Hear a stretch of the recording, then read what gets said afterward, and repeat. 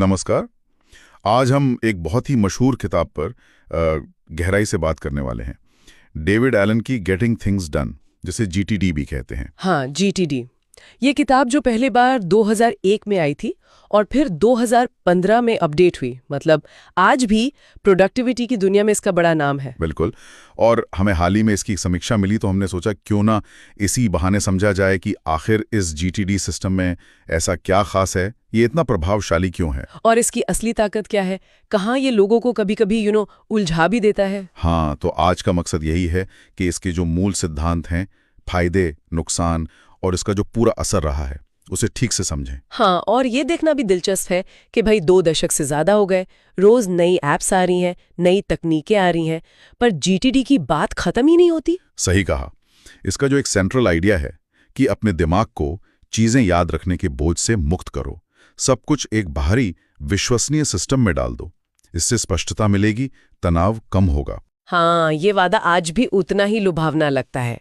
और यहीं पे उनका वो मशहूर कॉन्सेप्ट आता है, माइंड लाइक वाटर, मतलब दिमाग पानी की तरह शांत, केंद्रित और सही ढंग से रिएक्ट करने वाला। बिल्कुल, जैसे पानी में पत्थर फेंको तो लहरें उठती हैं, पर पानी पत्थर को पकड़कर नहीं बैठता, फौरन शांत हो जाता है। तो क्या जीटीडी हमें वाकई यहां तक पहुंचा सकता है? चलिए इसके बिल्कुल बेसिक सिद्धांत से शुरू करते हैं। हाँ, तो सबसे बुनियादी बात यह है, जैसा आपने कहा भी, कि हमारा दिमाग जो है ना, वो आइडिया सोचने के लिए, मतलब क्रिएटिव काम के लिए बेहतरीन है। अच्छा। पर चीजों को, कामों को, अपॉइंटमेंट्स को पकड़ कर रखने के लिए, याद रखने के लिए उतना अच्छा नहीं है। जब हम ये सब अपने दिमाग में रखने की कोशिश करते हैं, वो सारे अधूरे काम, मीटिंग्स, छोटे मोटे आइडियाज, तो हम असल में अपनी मेंटल एनर्जी बर्बाद कर रहे होते हैं। तो एलन कहते हैं कि ये सब कुछ बाहर निकालो, एक विश्वसनीय बाहरी सिस्टम में डालो। हाँ, विश्वसनीय, ये शब्द बहुत जरूरी है। लेकिन विश्वसनीय ही क्यों? मतलब कोई भी टू डू लिस्ट बना लें, वो काफी नहीं है? नहीं, यही तो बात है ना। विश्वसनीय का मतलब है एक ऐसा सिस्टम जिस पर आप आंख बंद करके भरोसा कर सकें। आपको पता हो कि जो इसमें डाल दिया वो भूलेगा नहीं। अच्छा। वो खोएगा नहीं और सही समय पर आपके सामने आ जाएगा। अगर सिस्टम भरोसेमंद नहीं है ना, तो दिमाग उसे छोड़ेगा ही नहीं। वो पीछे से सोचता रहेगा, कहीं भूल ना जाऊं। हाँ, ये होता है। और यहीं पर वो कॉग्निटिव साइकोलॉजी वाला पॉइंट आता है। हमारी जो वर्किंग मेमोरी होती है, मतलब वो दिमागी जगह जहां हम एक्टिवली जानकारी रखते हैं, वो बहुत लिमिटेड है। सही। जीटीडी क्या करता है, वो इस बोझ को वर्किंग मेमोरी से हटाकर बाहरी सिस्टम में डाल देता है। तो दिमाग फ्री हो जाता है सोचने के लिए, विश्लेषण करने के लिए, क्रिएटिव होने के लिए। समझ गया।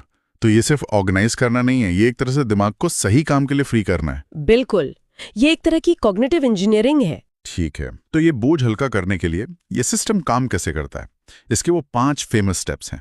पहला है कैप्चर, मतलब सब कुछ पकड़ लो। हाँ, कैप्चर, हर वो चीज जो आपका ध्यान खींच रही है, कोई काम, कोई विचार, कोई वादा, मीटिंग का नोट, कुछ भी, उसे फौरन किसी इनबॉक्स में डाल दो। इनबॉक्स मतलब? जैसे कोई ट्रे या ऐप। कुछ भी हो सकता है, कागज की ट्रे, कोई डिजिटल ऐप, आपका ईमेल इनबॉक्स, एक नोटबुक, जहां आप चीजें जमा कर सकें। पॉइंट यह है कि दिमाग में ना रखें। और सब कुछ का मतलब सचमुच सब कुछ, छोटे से छोटा काम भी। हाँ बिल्कुल, जैसे बल्ब बदलना है से लेकर नया बिजनेस प्लान बनाना है तक। दिमाग को खाली करना है, उसे ये चिंता नहीं होनी चाहिए कि कुछ करना था जो याद नहीं आ रहा। ईमानदारी से कहूं तो ये सब कुछ कैप्चर वाला आइडिया ही कभी कभी बहुत भारी लगता है। ऐसा लगता है पता नहीं कितनी लंबी लिस्ट बन जाएगी। हाँ, और ये होता है शुरू में, लगता है कि ये तो और ज्यादा तनाव दे रहा है। हाँ, लेकिन यहीं पर दूसरा कदम आता है जो बहुत जरूरी है, स्पष्ट करें। स्पष्ट करें? अब आप अपने इनबॉक्स को देखते हैं एक एक करके और हर चीज के लिए पूछते हैं, ये है क्या असल में? अच्छा, क्या इस पर कोई एक्शन लेने की जरूरत है? अगर जवाब नहीं है तो 3 चीजें हो सकती हैं। क्या? या तो उसे फेंक दो अगर वो कचरा है, या उसे कहीं फाइल कर दो रेफरेंस के लिए अगर वो काम की जानकारी है, या फिर उसे कभी शायद लिस्ट में डाल दो। कभी शायद मतलब जो अभी नहीं करना। हाँ, ऐसे आइडिया या प्रोजेक्ट्स जो आप शायद भविष्य में करना चाहें पर अभी नहीं। जैसे गिटार सीखना है या यूरोप घूमना है। ठीक है। और अगर एक्शन लेना है तो अगला सवाल, इस पर अगला दिखने वाला फिजिकल एक्शन क्या है? मतलब नेक्स्ट एक्शन। नेक्स्ट एक्शन दिखने वाला। हाँ, मतलब बिल्कुल ठोस कदम। जैसे प्रोजेक्ट रिपोर्ट तैयार करो, ये अस्पष्ट है। हाँ। अगला एक्शन हो सकता है अनिल को ईमेल करके पिछले महीने के सेल्स के आंकड़े मांगो, ये ठोस है। अच्छा, समझ गया। और एलन का एक मशहूर 2 मिनट रूल भी है। अगर अगला एक्शन 2 मिनट से कम में हो सकता है तो उसे पूछो मत, उसी वक्त कर डालो। अरे वाह, ये बड़ी है। हाँ, इससे छोटी छोटी चीजें तुरंत निपट जाती हैं। अगर ज्यादा समय लगेगा या कई कदम लगेंगे तो उसे पहचान कर लिख लो। ठीक है, तो कैप्चर करके इनबॉक्स भरा, फिर क्लैरिफाई करके इसे खाली किया। अब तीसरा कदम है संगठित करें, ऑर्गेनाइज। बिल्कुल। अब जो चीजें आपने स्पष्ट की हैं उन्हें सही जगह पर रखना है। जैसे जो अगले कदम है, नेक्स्ट एक्शंस हैं, उन्हें आप कॉन्टेक्स्ट यानी संदर्भ के हिसाब से लिस्ट में डाल सकते हैं। At computer, at phone, at office, at home, at errands. अच्छा, मतलब जहां वो काम किया जा सकता है। हाँ, ताकि जब आप कंप्यूटर पर हों तो आपको सिर्फ कंप्यूटर वाले काम दिखें। अगर कोई काम ऐसा है जिसमें एक से ज्यादा कदम है तो वो एक प्रोजेक्ट है, उसे प्रोजेक्ट लिस्ट में डालें। ओके। और उसका अगला कदम अपनी नेक्स्ट एक्शन लिस्ट में ट्रैक करें। अगर आपने कोई काम किसी और को दिया है और जवाब का इंतजार कर रहे हैं तो उसे प्रतीक्षा सूची, वेटिंग फॉर लिस्ट में डाल दें। और कैलेंडर, मीटिंग्स वगैरह? कैलेंडर का इस्तेमाल सिर्फ उन चीजों के लिए करें जो किसी खास दिन या खास समय पर ही होनी है, जैसे अपॉइंटमेंट्स, डेडलाइंस। बाकी करने वाले काम कैलेंडर में नहीं जाते। और बाकी जानकारी, नोट्स, आर्टिकल्स? वो सब रेफरेंस मटेरियल में, जिसे आप जरूरत पड़ने पर देख सकें। ये सुनने में तो काफी डिटेल्ड और व्यवस्थित लगता है, लेकिन इतनी सारी लिस्ट बनाना, उन्हें मैनेज करना, ये अपने आप में एक काम नहीं बन जाता। हाँ, बिल्कुल बन सकता है। और इसीलिए चौथा कदम, चिंतन करें, रिफ्लेक्ट, शायद सबसे ज्यादा महत्वपूर्ण है। रिफ्लेक्ट मतलब सोचना? हाँ, मतलब अपने सिस्टम को नियमित रूप से देखना।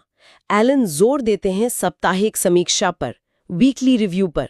हर हफ्ते, शायद शुक्रवार को, आप थोड़ा समय निकालकर अपने पूरे सिस्टम पर नजर डालते हैं। पूरे सिस्टम पर क्या क्या देखते हैं उसमें? आप देखते हैं कि क्या लिस्ट्स अपडेटेड हैं, क्या प्रोजेक्ट सही ट्रैक पर हैं, अगले हफ्ते का कैलेंडर साफ है, क्या दिमाग में कुछ और है जो कैप्चर नहीं हुआ।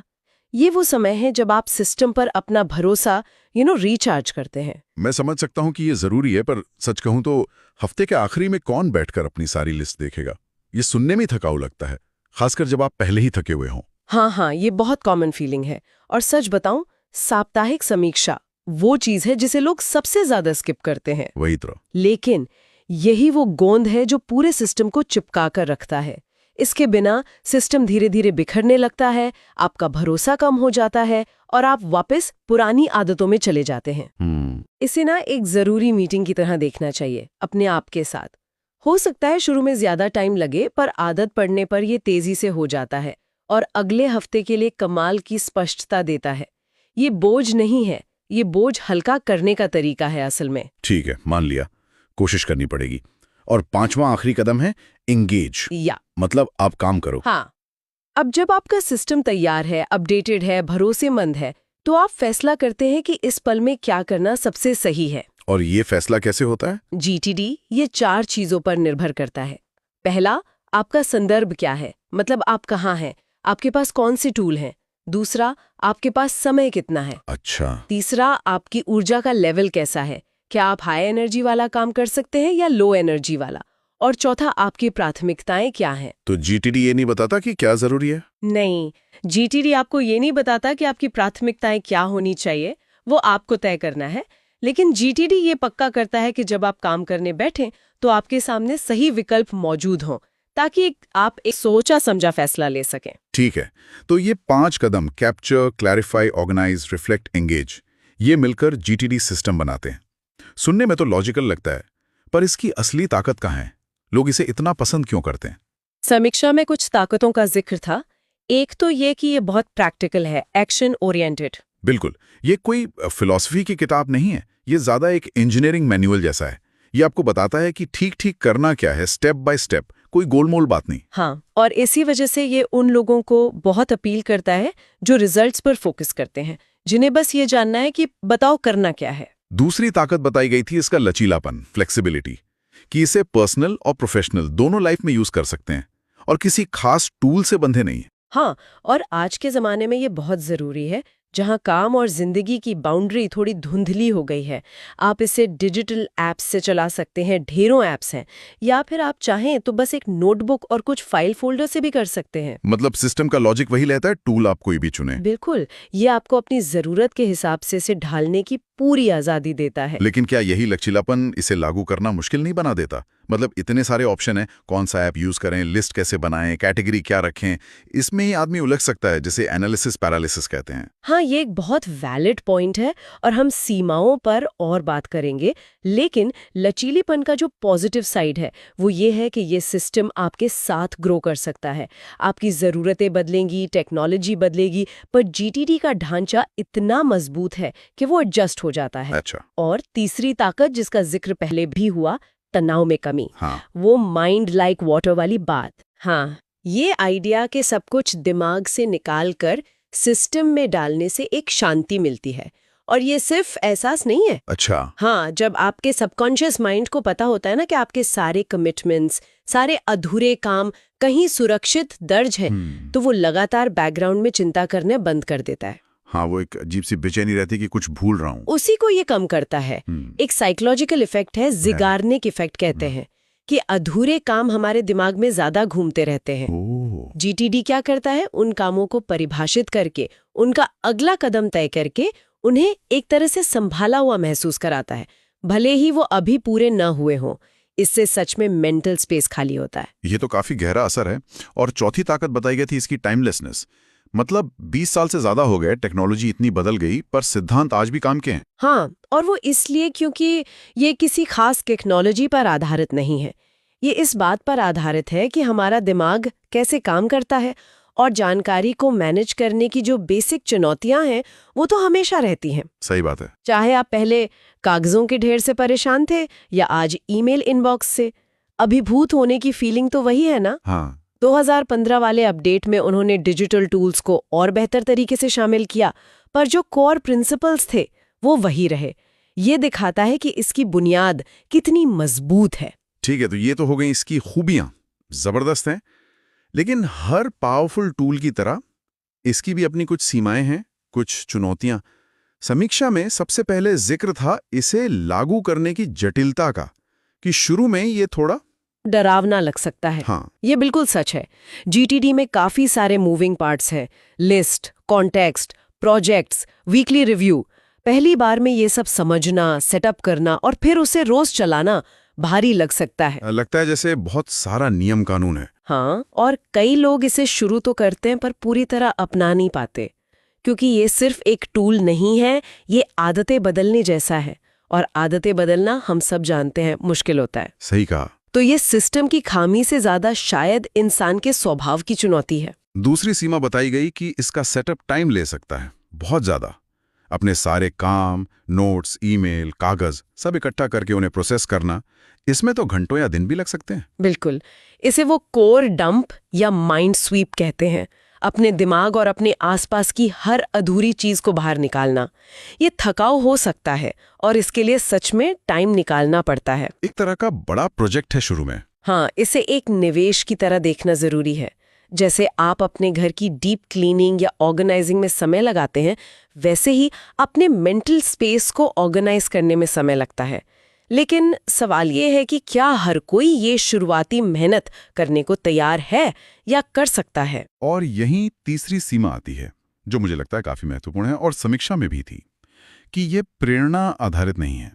मतलब जीटीडी आपको बताता है कि क्या करना है, कैसे ऑर्गेनाइज करना है, पर ये आपको वो काम करने के लिए मोटिवेट नहीं करता। हाँ, ये टालम टोल का सीधा इलाज नहीं है। ये एक बहुत बहुत जरूरी पॉइंट है। जीटीडी ये मानकर चलता है कि आप काम करना चाहते हैं, बस आपको रास्ता साफ चाहिए।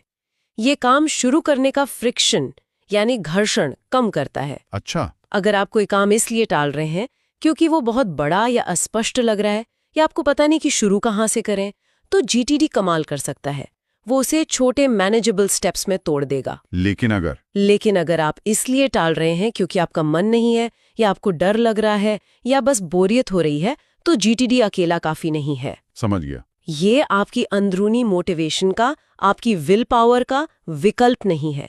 ये उसका सहायक है, ये इंजन नहीं है, ये वो बुलडोजर है जो सड़क साफ करता है ताकि इंजन चल सके। वाह, क्या बढ़िया तरीके से समझाया। तो ये सीमाएं बताती हैं कि जीटीडी कोई जादू की छड़ी नहीं है। इसे चलाने के लिए अनुशासन चाहिए, कमिटमेंट चाहिए। बिल्कुल। अब बात करते हैं इसके असर की, इसके इम्पैक्ट की। ये तो मानना पड़ेगा कि इसका असर बहुत बड़ा रहा है। हाँ, जबरदस्त असर रहा है।